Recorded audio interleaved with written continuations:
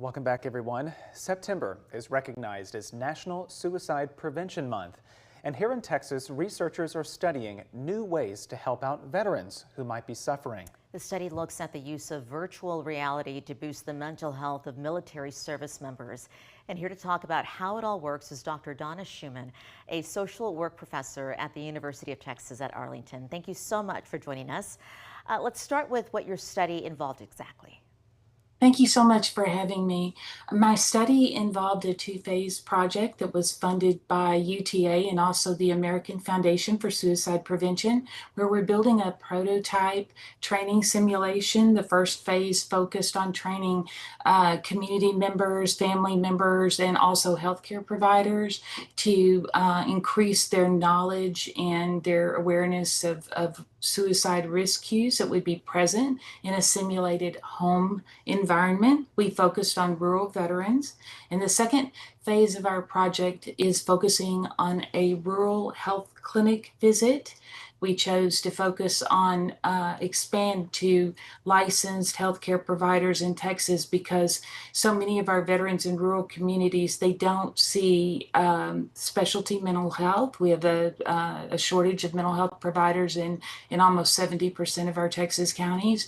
So most of their care comes from a primary care setting. So we have involved in all stages of the design process. We use the Unity game engine and also MetaQuest headsets. We've involved veterans, we've involved people from the VA, we've involved family members who feel very passionately because they've lost a service member or veteran to suicide, to help us design, develop, and test this training simulation. Well, it is so fascinating to hear that virtual reality could help out in that way. So what are some of the findings that you all had from this study? And well, we're still underway. So I can tell you about the initial part that we tested. What we found was that it increased we tested with the social workers and nurses who are training to provide services and who may likely be employed in rural communities across Texas. We found that it increased their confidence.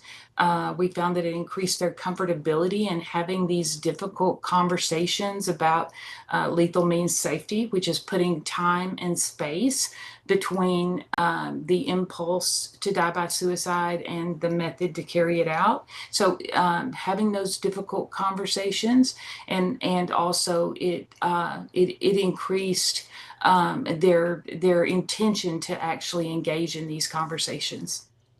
You talked about rural communities. Is the risk higher for veterans in those parts of Texas? Suicide hits hard in our rural Texas communities.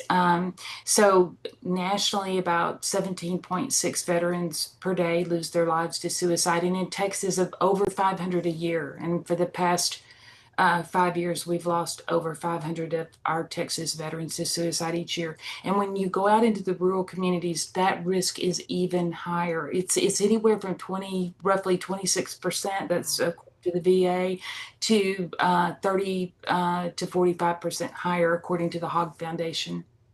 And that totally underscores the importance of doing this kind of work for sure. But Dr. Schuman, I'm hoping you can maybe fill in the blank for us and talk about where your work goes from here, because you mentioned that it's still underway, but what's the next step for it?